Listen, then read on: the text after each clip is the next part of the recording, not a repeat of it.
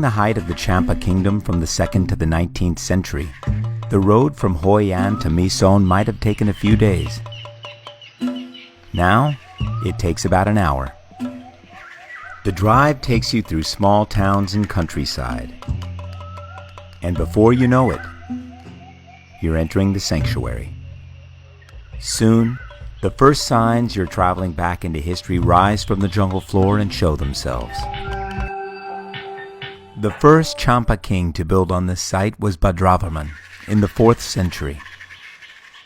It served as a religious sanctuary and burial site for kings for 1,000 years, and is considered to be one of the best examples of ancient Hindu architecture in all of Southeast Asia.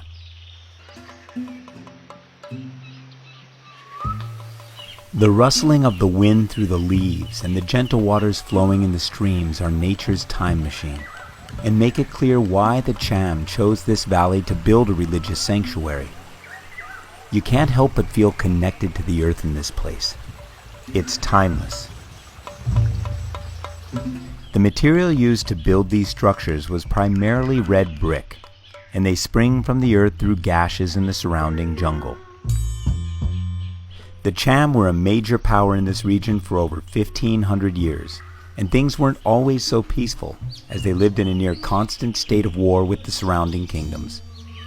It is tempting to believe that the Cham people here were a peace-loving people because of the temples they left behind, but in fact they were basically pirates that made their living by raiding passing ships and were in a constant state of war with the Vietnamese and the Khmer down to the south, and in fact were defeated and completely absorbed by the Vietnamese people here in this area. Sometimes looks can be deceiving.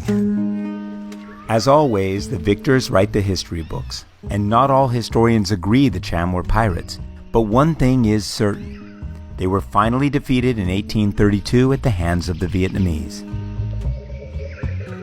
Though much has been destroyed or removed through the years to places like Paris and Hanoi, ongoing restoration with assistance from countries around the world are helping to preserve and stabilize this UNESCO World Heritage Site. As an American walking the site and contemplating Vietnam's tumultuous history, it was hard for me to look at these ruins without regret for what might have been.